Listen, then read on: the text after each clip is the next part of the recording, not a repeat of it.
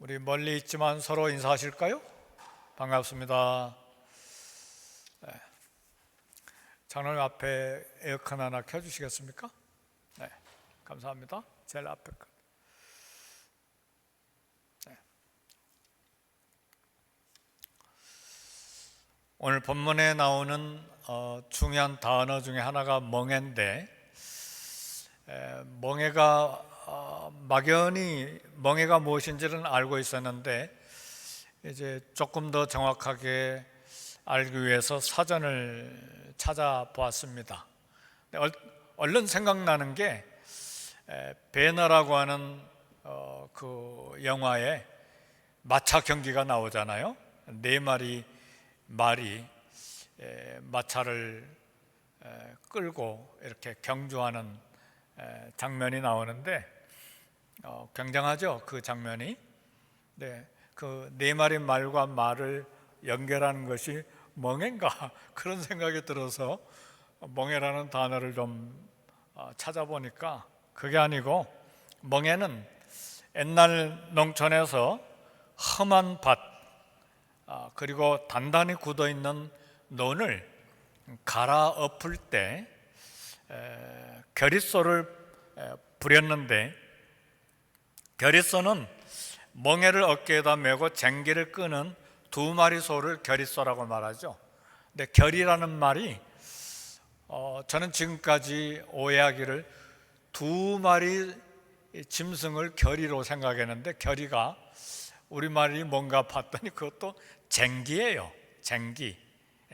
논을 밭을 갈아엎는 그 쇠붙이 쟁기를 결이라고 하는데, 겨릿소는 이 멍에의 멍에를 어깨에다 메고 이제 쟁기를 끄는 두 마리 소를 겨릿소다, 그렇게 이야기를 합니다.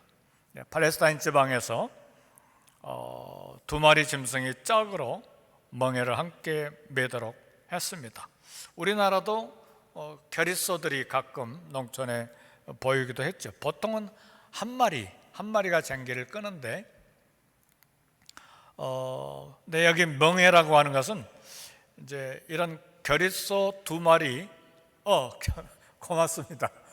겨릿소 두 마리 목 위에다가 이렇게 가로질러 걸친 막대를 이렇게 멍에라고 합니다.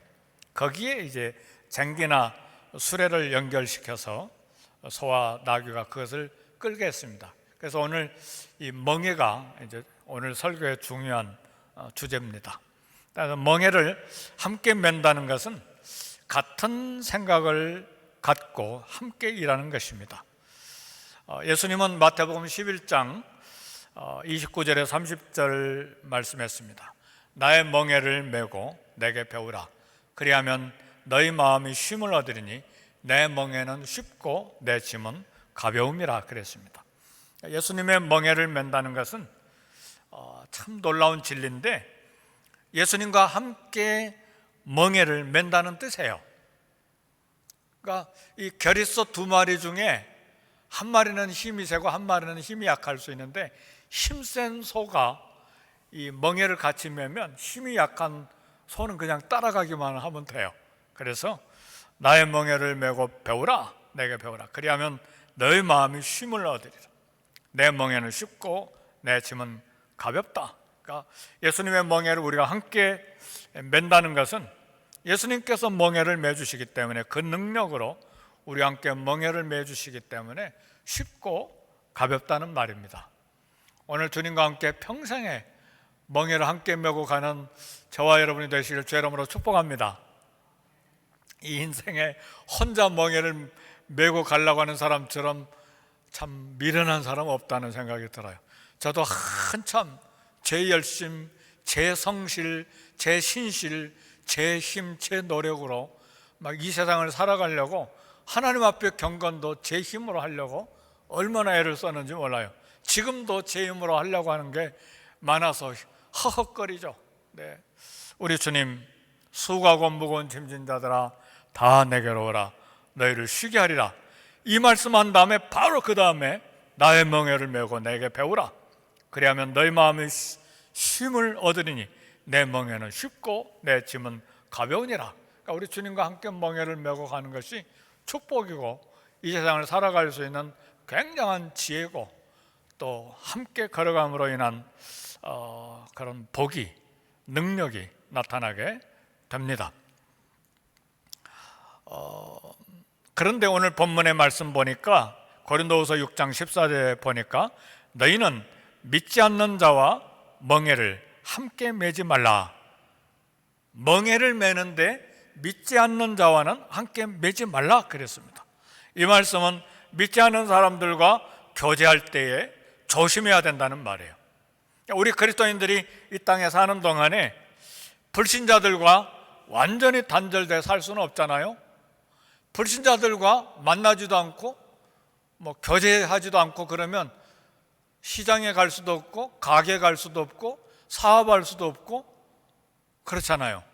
어차피 같이 사는데, 그러나 믿지 않는 자와 멍에를 함께 매지 말라는 말은 교제할 때에 조심해야 된다는 말이에요. 왜요? 어차피 불신자들과 이 세상에 함께 사는데 멍에를 같이 하지 말라는 말은 같은 생각을 가지고 같은 목적을 가지고 같이 이 땅에 반려자로, 동역자로, 또 같은 여행자로 삶을 나누면서 그렇게 살 수는 없다, 그런 말입니다. 동부 쪽에 갔을 때에 펜실베니아 주의 랭커스터시 그 근처에 가면 아미시 마을을 방문할 수 있는데, 아미시라는 말 들어보셨죠?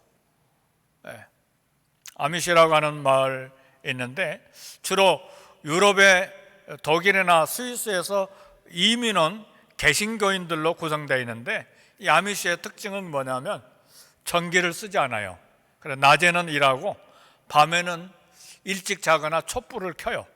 그리고 이 아미시들은 이 종교적인 신념 때문에 자동차를 타지 않고 지금도 그쪽에 가면, 이 마을에 가면 말이 끄는 마차를 타고 갑니다. 그 마을은 아미시가 미국에 한 30만 명 정도 사는데, 여기저기 이렇게 사는데, 이런 특별한 신념 때문에 세상과 다른 사회를 만들 수는 있어요. 그렇게 살고 있으니까 경건한 삶을 그렇게 살려고 애를 쓰죠. 근데 교리적으로는 우리와 맞지는 않습니다. 왜냐하면 재세례파이기 때문에 유아세례 주지 않고 종교적인 그런 교리는 차이가 있지만 경건한 삶을 살기 위해서 전화기는 사용하지 않는가 했더니 사용하지 않는 사람도 많고, 젊은 세대들은 이제 사용하려고 전화기를 들고 다니는 사람도 있고 그렇대요. 여기도 이제 변화가 조금씩 있는데 여전히 마차 타고 다녀요. 그러나 우리 주님께서 우리 성도들을 향해서 세상의 빛이라 그렇게 말씀하셨어요. 세상의 빛이라는 말은 세상 속에서 살라는 말이에요. 베나산에서 베드로가 예수님이 모세와 엘리야가 대화하는 것을 봤어요. 너무나 거룩하고 너무나 신비롭고 너무나 놀라운 광경을 보고 베드로가 잠에서 깨어나가지고 정신없는 말을 하죠. 주님, 여기다 집을 셋을 짓고 사는데 하나는 주님을 위해서 짓고 하나는 모세를 위해서 짓고 하나는 엘리야를 위해서 짓고 우리가 여기서 삽시다. 그러면 여기서 살면 그런 경건, 거룩, 그 다음에 신비, 그리고 세상에 내려가 죄 짓지 않고 죄 짓지 않고 죄와 섞어 살지 않고 여기가 정말 좋겠습니다. 우리 주님 아무 대답도 안 하시고 산에서 내려와서 동네에 가서 계속 전도하시면서 세상에서 사셨죠. 우리 기독교는 은둔주의의 삶이 아닙니다. 그래서 산속이 아닌 세상에서 살아야 돼요. 우리 스님들처럼 산속으로 들어가서 그렇게 사는 것이 아닙니다. 어떤 면에서 중세시대의 수도사들도 세상과 동떨어져서 기도하고 말씀 읽고 연구하고 경건의 삶을 그렇게 사는 종교 부흥을 일으키기 위한 좋은 그런 부분도 있지만, 그러나 수도원의 영혼이 사는 것이 아닙니다. 거기에서 나와서 깨달은 말씀을 가지고 죄가 가득한 마을로 내려와서 복음을 전해야 됩니다. 그래서 우리 교회 전도팀은 LA 한 중앙에서 전도합니다. 할렐루야! 전도는 산속에 가서 하는 게 아니고 기도원에 가서 하는 게 아니다. 사람이 많은 한 중앙에서 거룩을 보이면서 예수님의 빛을 드러내면서 함께 사는 것이죠. 그래서 죄의 영향력을 받는 것이 아니라 거룩의 영향력을 끼치면서 소금이 빛이 돼서 이 땅을 살아가는 것이 우리 기독교인의 삶입니다. 노아가 그렇게 살았고 에녹이 그렇게 살았습니다. 세상 사람들과 그러나 시간과 공간을 나누면서 사는데 멍해를 같이 하지 말라는 말은 믿지 않는 자와 멍해를 같이 하지 말라. 세상 속에 살면서 죄와 불의에 물들지 말라는 말이에요. 주의해서 살라는 말이에요. 세상에 살면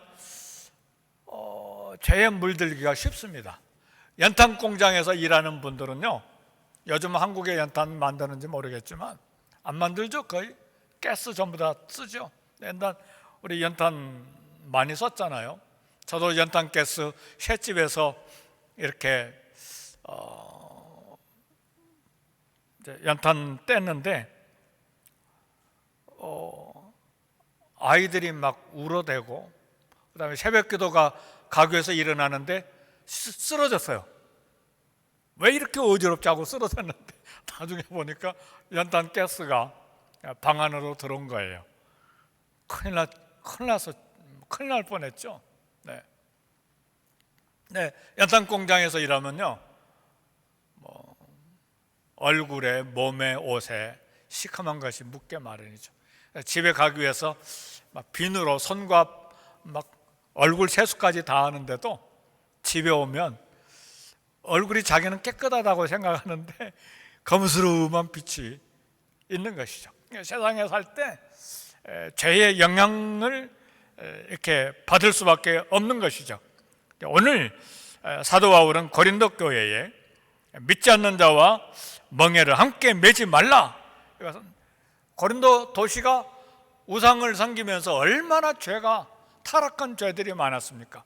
신앙생활을 하면서 그런 귀신들, 비도덕적인, 비윤리적인 그런 죄, 믿지 않는 그 사람들의 멍에 삶을 같이 매지 말라, 그 말씀입니다.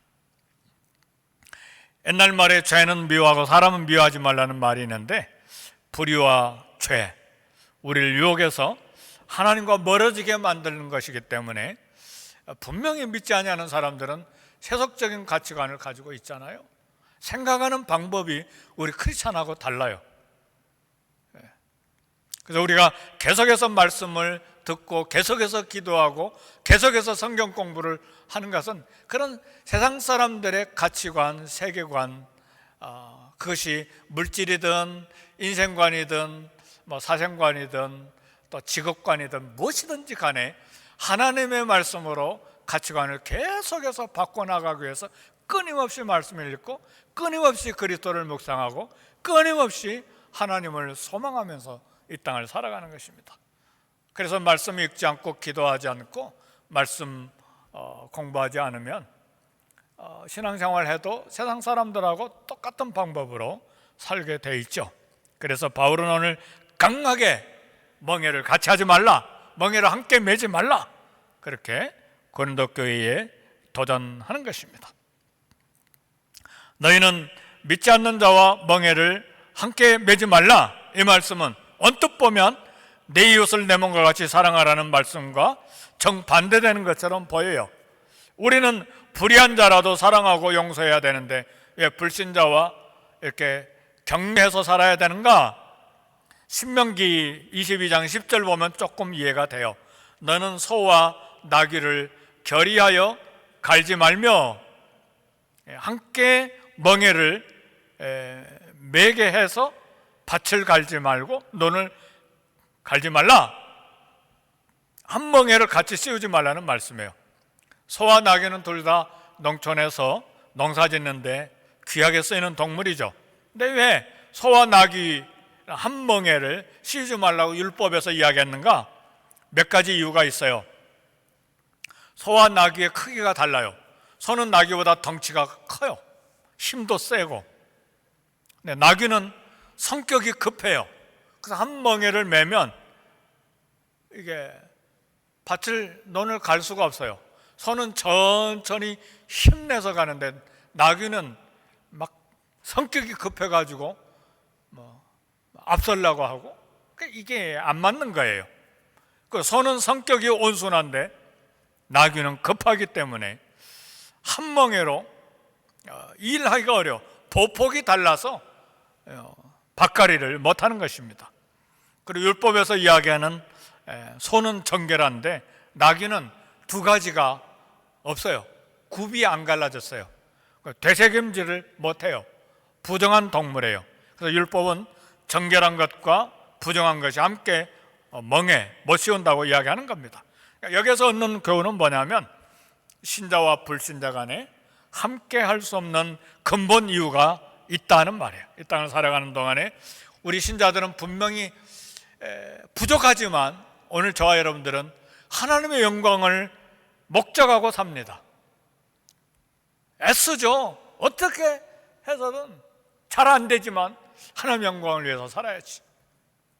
이 백성은 내가 나를 위하여 지었나니 나의 영광을 찬송하게 하려 함이라. 그렇잖아요. 우리 인생의 목적이 하나님의 영광을 찬송하게 하려고. 그래서 신자의 가치관은 영적이지만 불신자의 가치관은 육체적입니다. 신자는 하나님의 영광, 불신자는 자기 만족만을 위해서 살죠. 우리는 천국에 소망을 두지만 불신자는 생각 전체가 다 세상에만 소망을 두는 거예요. 우리 크리스찬들도 많이 경계해야 됩니다. 죽을 때까지 세상만 목적하고 살아버리면 크리스찬의 삶이 어디로 가게 되는 것입니까? 신자는 영생을 가진 신분이지만 불신자는 영벌을 받을 신분이기 때문에 서로 닮습니다. 그래서 신자와 불신자 간에 좁혀지지 않는 간격이 있어요. 생각이 닳고 삶이 닳고 사는 목표가 닳습니다. 물론 우리 불신자들과 성도들이 충돌하지 않고 화목하면서 잘 놀아가면서 살아야 되죠. 그러나 화목하겠다고 죄에 양보하거나 타협하거나 세속적인 가치관을 내 가치관으로 이렇게 삼으면 안 되죠. 그렇죠? 교회에서는 거룩하게 예배드리고 세상에서는 세상 방법으로 또 거짓도 적당하게 하고 속이는 것도 적당히 속이고 양심도 적당히 무너뜨리고 우리 크리스찬들은 절대로 그럴 수가 없잖아요. 양심이 무너지면 가슴이 뜨끔뜨끔하고 하루 이틀 아니면 일주일간 계속 마음이 아파야 되고 이게 우리 크리스찬의 가치관 때문에 그래요. 아멘 할렐루야. 아멘이죠. 새로운 이야기 하는 게 아니잖아요. 우리 살아있는 양심은 그래야 되잖아요. 절대로 그렇죠. 조금이라도 마음에 진실하지 못하면 하나님 수십 년 믿었는데 이거밖에 안 되네요. 하나님 선교사역 목사 출신인데 왜 인격이 이거밖에 안 됩니까? 그것 때문에 고통스러워하는 거죠. 그리고 그 다음날 새벽에는 설교가 약해요. 양심이 찔리니까 담대하지 못하는 것이죠. 그래서 우리는 끊임없이 하나님 말씀에 포커스하고 이 땅을 살아가는 것입니다. 성도와 불신자는 상속받을 기업이 닳습니다. 오늘 본문 15절에 보니까 그리스도와 벨리알이 어찌 조화되며 믿는 자와 믿지 않는 자가 어찌 상관하며. 상관하다는 말은 사업의 이익금을 함께 나눠 갖는다는 뜻이 있어요. 헬라어의 뜻이 상관하다. 사업해가지고 이익금을 함께 나누는 것이 상관인데 어찌 상관하느냐? 그리스도와 벨리알, 이 귀신이잖아요. 벨리알은 어떻게 조화되고 그런 것처럼 조화되지 않는 것처럼 믿는 자와 믿지 않는 자가 어찌 이익을 좋은 것을 함께 나눠 갖느냐? 성도와 불신자가 이 땅에 같이 살지만 받을 기업이 서로 닳다는 말입니다. 미래에 우리 성도들이 갖게 될 기업은 천국이에요. 불신자가 갖게 될 기업은 지옥입니다. 이 둘의 미래는 양과 염소가 다르듯이 완전히 다른 거예요. 어느 날 권사님 한 분이 딸 결혼을 위해서 목사님께 상담하러 찾아왔어요. 사유될 사람을 소개하는데 실력도 있고 경제력도 있고 학력도 좋다고 칭찬을 했어요. 목사님이 권사님에게, 권사님 질문 하나 합니다. 사유될 사람 예수님 믿나요? 권사님이 이렇게 대답했어요. 사유될 사람 법을 전공했는데 법이 없어도 살 정도로 착하고 좋아요. 목사님이 대답했어요. 생명이 없는 사람과 어떻게 한 멍에를 맬 수가 있나?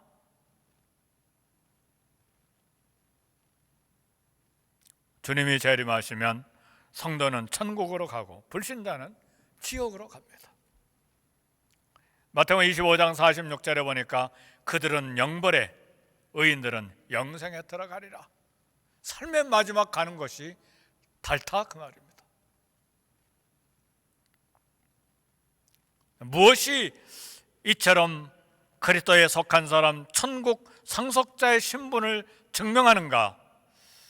고린도후서 7장 1절에 보니까 주님의 멍에를 함께 맨 자로 이 땅을 사는 삶의 방법이 달라야 되는데, 그런즉 사랑하는 자들아, 이 약속을 가진 우리는 하나님을 두려워하는 가운데서 거룩함을 온전히 이루어 육과 영의 온갖 더러운 것에서 자신을 깨끗하게 하자. 세상 사람들과 멍에를 같이 하면 연탄 공장에서 일하는 사람처럼 머리, 얼굴, 손과 발, 옷, 모든 것에 그런 영향을 받는 것처럼 세상에서 영향을 받기 때문에 바울은 말합니다. 이 약속, 천국 상속자의 유산을 받을 약속을 우리가 가지고 있기 때문에 하나님을 두려워하는 가운데서 거룩함을 온전히 이루어야 된다. 그래서 육과 영의 온갖 더러운 것에서 우리 자신을 깨끗하게 하자. 그래서 멍에를 함께 매지 말라, 그렇게 이야기한 것입니다. 거룩한 삶이 우리가 천국에 구별된 상속자 신분임을 증명합니다. 더러운 것에서 자신을 깨끗하게 하는 삶이 천국 상속자의 보증이 돼야 돼. 아직도 세상과 이 주님 안에서 신앙생활과의 관계에서 사는 방법이 막 심각하게 날마다 갈등만 일어나면 아직도 훈련이 많이 덜 된 거예요. 우리는 지금 정도면 40년, 50년 믿은 세월이 됐으면 세상과의 갈등이 많이 적어져야 돼요. 당연하게 말씀을 따라 살고 당연하게 세상과 분리해서 살고 갈등이 많이 적어져야 돼요. 믿으십니까? 처음 믿을 때는 갈등이 얼마나 많은지 모르죠. 세상인지 교회 삶인지 이게 구분이 잘 안 돼요. 그리고 힘들고, 예를 들면 쉽게 말하면 술을 마실까 말까, 담배를 피울까 말까, 카지노에 갈까 말까, 예를 들면 그렇다 그 말이에요. 근데 지금에 와서는 그 갈등이 하나도 없어야 돼. 안 마셔도 아무런 손해볼 거 없고, 안 피워도 전혀 갈등도 없고, 카지노에 안 가도 전혀 내가 권리를 빼앗겼다, 재미가 없다, 인생이 낙이 없다, 그런 생각도 안 들고 갈등이 하나도 없어야 돼요. 근데 지금도 수십 년 믿었는데도 그런 것에 막 스트럭을 하고 이렇게 갈등한다면 아직 훈련이 안 된 것이죠. 하나님을 두려워하는 가운데 거룩함을 온전히 이루어, 우리가 거룩함을 이루도록 하는 내적인 원동력이 있는데, 하나님을 두려워하는 것입니다. 거룩함을 이루는 마음의 동기가 됩니다. 여기 두려움이라고 하는 것은 무서움이 아니라 거룩한 놀라움, 거룩한 경외감을 말해요. 그래서 하나님을 경외하는 사람은 하나님 말씀을 가볍게 여기지 못하죠. 이 세상, 우리 성도들조차도 거룩함을 잃어버린 시대를 살고 있어요. 그래서 거룩함을 잃어버렸는데도 우리 성도들이 갈등이 없어요. 왜요? 미국이 거룩함에 대한 갈등이 없어져 버리고 있잖아요. 바이든 대통령도 분명히 천주교인인 것 같은데 동성결혼을 얼마나 지지합니까? 법에 서명하고. 갈등이 없어요. 심지어는 교회조차도 마찬가지고. 거룩을 잃어버렸어요. 케네디 대통령 때 공립학교에서 10계명을 뽑아내버린 이후부터, 그리고 공립학교에서 성경 공부와 예배를 다 없애버린 다음부터 미국에 홍수처럼 밀려드는 이 세속주의예요. 미국에 삽니까? 선교지를 위해서 기도해야 되겠지만 미국이 선교지가 되어가고 있다는 것을 알아야 돼. 하나님 우리를 거룩으로 부르셨기 때문에 거룩에 전력을 해야 됩니다. 우리는 거룩을 잃어버린 것 봐서도 저 자신도 그래요. 저 사람들은 저렇게 사는 것이지 마음에 갈등이 없어요. 흔히 저렇게 사는데 갈등이 없어요. 왜요? 이미 거룩을 많이 상실했기 때문에 그런 것이죠. 근데 적어도 룻은 소돔 고모라 성에서 살면서 야고보서에 보니까 그의 심령이 날마다 상하니라 그랬어요. 거룩을 잃어버린 세대를 보고 적어도 소돔에 살았던 롯은 마음이 날마다 아팠어요. 마음이 상했어요. 오롯하게 거룩이 있었기 때문에. 그래서 육과 영의 온갖 더러운 것에서 자신을 깨끗하게 하자. 외적인 행동, 육이죠. 마음의 내면, 영이죠. 함께 육체와 영 함께 속마음과 몸이 다 거룩해야 된다는 말입니다. 사단의 부하들이 사막에서 수도하는 성직자를 유혹하기를 시도했습니다. 사단의 부하들이 수도사에게 온갖 정욕을 일으킬 만한 것을 보여주고 황금 덩어리를 보여주고 모든 것을 다 시도했는데 어떤 유혹에도 흔들리지 않냐고 끔쩍 않고 계속해서 기도하고 수도하고 있었어요. 사단이 부하들의 실패를 보고 화가 나가지고 자기가 직접 수도자를 유혹하기로 했어요. 사단이 성직자에게 다가가서 귀에다가 살며시 이렇게 속삭였습니다. 이봐, 당신의 동생이 벌써 알렉산드리아의 대주교가 되었네. 대주교는 교황 다음입니까? 난 잘 모르겠는데 추기경입니까? 알렉산드리아의 대주교가 되었네. 그러니까 그 말을 듣는 수도사의 얼굴이 갑자기 일그러지면서 벌떡 일어났어. 사단이 만족스럽게 웃으면서 자기 부하들에게 이런 말을 했어요. 질투와 시기는 거룩하게 살려는 사람을 무너뜨릴 수 있는 마지막 무기야. 우리 마음속에 질투와 시기가 가득해도 거룩한 삶을 무너뜨리는 것이죠. 하나님이 기뻐하시는 것은 예수님의 성품 닮은 사랑의 삶입니다. 진정으로 거룩하기를 원한다면 하나님의 사랑, 이웃을 사랑해야죠. 그리고 그 사랑 때문에 거룩해지고 그 사랑 때문에 이웃도 거룩하게 만들어가는 것이 우리 크리스찬의 삶입니다. 우리 함께 기도하겠습니다. 한 1분간 통성으로 기도하겠습니다. 하나님 아버지, 감사합니다. 세상과 멍에를 함께 매지 말라는